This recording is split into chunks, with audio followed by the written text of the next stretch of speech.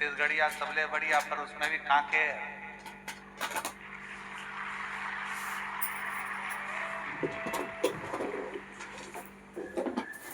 छत्तीसगढ़ का आधा हाईवे तो ये कच्चे देख देता है, यही गांव। तो ऐसा क्षेत्र है, कोई साधारण है क्या क्षेत्र? और आप लोग नहीं बोलोगे तो कौन मतलब? बोलो जल्दी से, दवाई असर करेगी कि इंजेक्शन जल्दी असर करेगा? इंजेक्शन। दवाई खाने में ज्यादा कष्ट होता है कि इंजेक्शन में ज्यादा कष्ट होता है? इंजेक्शन। दवाई तो तुमने लिया, पानी से निकल गए, कोई ना दर्द हुआ, ना तकलीफ हुई, ना कष्ट हुआ, कुछ भी नहीं हुआ। पर इंजेक्शन दर्द भी करता है, कष्ट भी देता है, तकलीफ भी देता है। कष्ट भी दे रहा है, तकलीफ भी दे रहा है, दर्द भी दे रहा है, परेशान भी कर रहा है। 2-3 दिन तक हाथ दुखता ही रहता है। 2-3 दिन तक। कभी कभी तो वो इंजेक्शन इतना असर कर जाता है कि हाथ फुला देता है, सुझा देता है। फिर फ्रिज में से बर्फ निकालो, सिकाई करो, हरी अम्मा हरी अम्मा हरी अम्मा। कभी कभी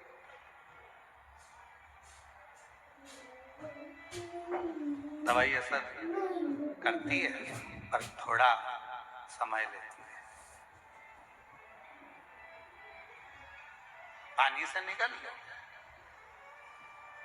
असर किसने करा? जो दर्द दिया।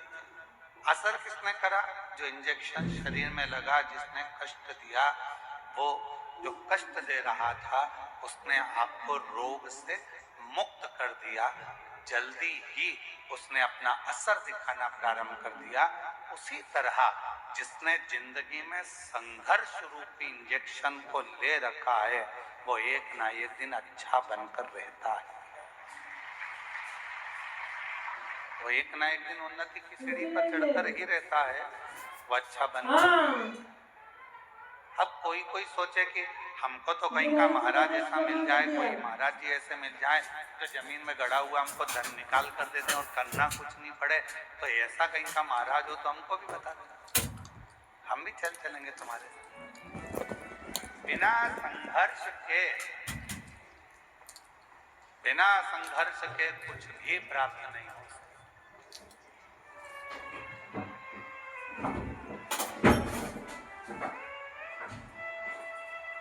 हम जब यहाँ आ रहे थे जितेंद्र जी, तो कई लोग कह रहे थे यहाँ क्षेत्र माइंस का है, तो 2 बजे से लेकर 2:30 बजे के बीच में यहाँ ब्लास्टिंग होती है। हमने का टाइम अच्छा पकड़ा है उन्होंने और हमने। उनका भी ब्लास्टिंग का टाइम है और हमारा भी ब्लास्टिंग का टाइम है।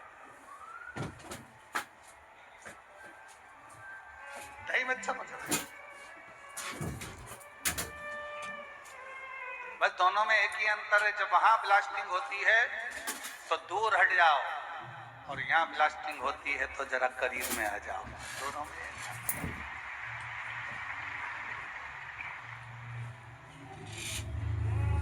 वहां ब्लास्टिंग होने के बाद माल ट्रक में भराता है, यहाँ तो तुरंत ब्लास्टिंग होकर कथा दिल में भरा जाती है तुरंत।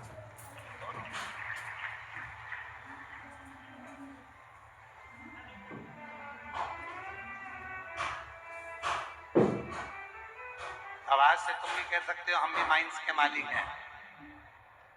आज से तुम भी बोल सकते हो कि हम भी माइंस वाले हैं। बस अंतर इतना है कि वो माइंस का मालिक कोई भी हो, पर शिव महापुराण रूपी माइंस के मालिक तो हम ही हैं।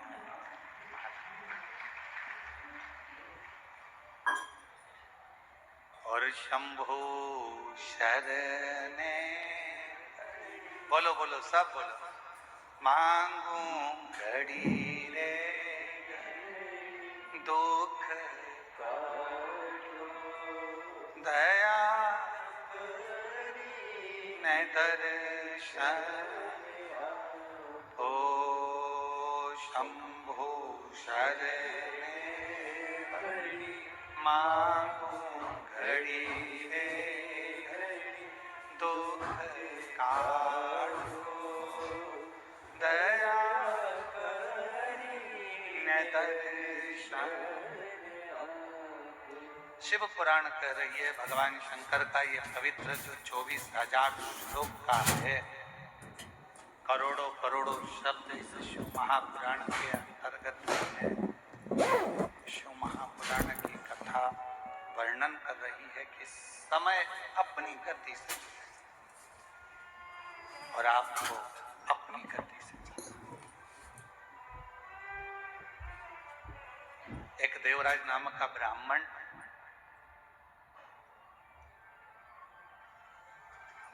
के घर में जन्म लेने के बाद भी ब्राह्मण कर्म नहीं कर पाए, श्रेष्ठ कर्म नहीं कर पाए। जरूरी नहीं है कि आपके पास में बहुत सारा धन होगा तो आप दान कर सकोगे, आपके पास में बहुत सारी संपदा होगी तो आप दान कर सकोगे, आपका शरीर स्वस्थ होगा तो आप भजन कर सकोगे।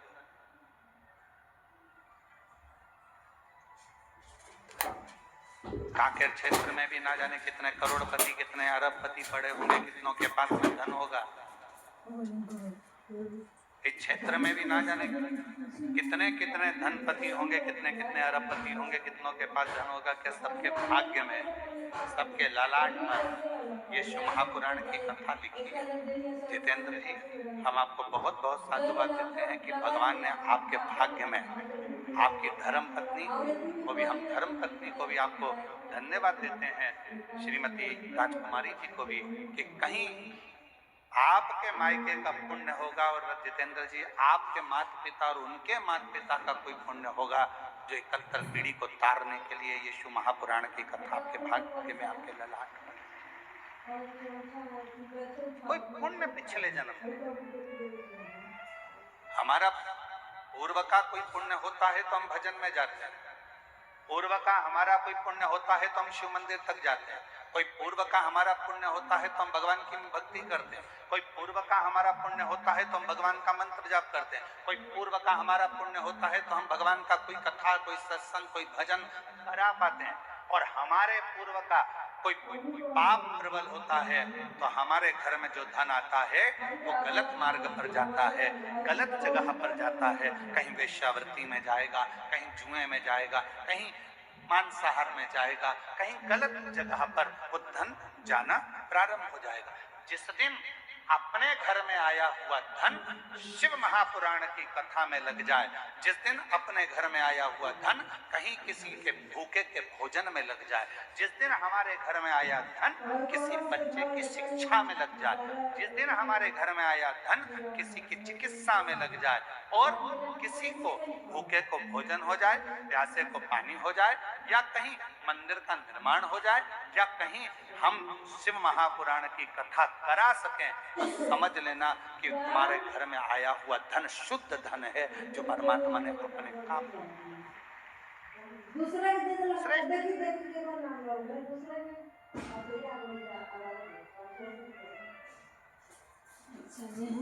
तुम्हारे घर के बाहर फूल लग रहे होंगे, तुम्हारे घर के बाहर बगीचे में गमले में पुष्प लग रहे होंगे। भगवान को कौन सा पुष्प तोड़ कर देते हो? जो फूल खिला हुआ होता है, जिस फूल में सुंदरता होती है, जो फूल बड़ा खिला हुआ होगा उस फूल को आप तोड़ोगे, भगवान को दे दोगे। जो फूल मुरझाया हुआ है, जिस फूल अच्छा नहीं है, उस फूल को तोड़ा नहीं जाएगा, उस फूल को आप किसी को दोगे नहीं। जो पुष्प अच्छा है उस पुष्प को तोड़कर आप परमात्मा को दे दोगे। जो पुष्प अच्छा है आप उसे तोड़कर भगवान को देने का प्रयास करोगे। उसी तरह ये जीवन है, उसी तरह जीवन। परमात्मा ने कहीं कृपा कर कर, भगवान ने कहीं दया कर कर, भगवान ने कहीं करुणा कर कर, यदि अच्छा दिया है, अच्छा ले रहा है, परमात्मा उसको स्वीकार कर रहा है, तो भगवान को धन्यवाद देना कि आज हमारे धन की पहचान हो गई कि भगवान तूने हमें अच्छा धन दिया तो हमारे बच्चे हमारे कहने पर चल रहे। तूने अच्छा धन दिया तो हमारे बच्चे हमारे कहने पर चल रहे हैं। तूने अच्छा धन दिया तो हम शिव पुराण की कथा करवा सकते हैं। तूने अच्छा धन दिया तो हम कथा के पंडाल में बैठकर शिव महापुराण की कथा का लाभ ले रहे हैं। ये तूने कृपा करी है तो हम बैठे हैं। अगर तू कृपा नहीं करता तो हम कथा के पंडाल में भी बैठकर कथा नहीं सुन सकते। हम कथा श्रवण नहीं कर सकते।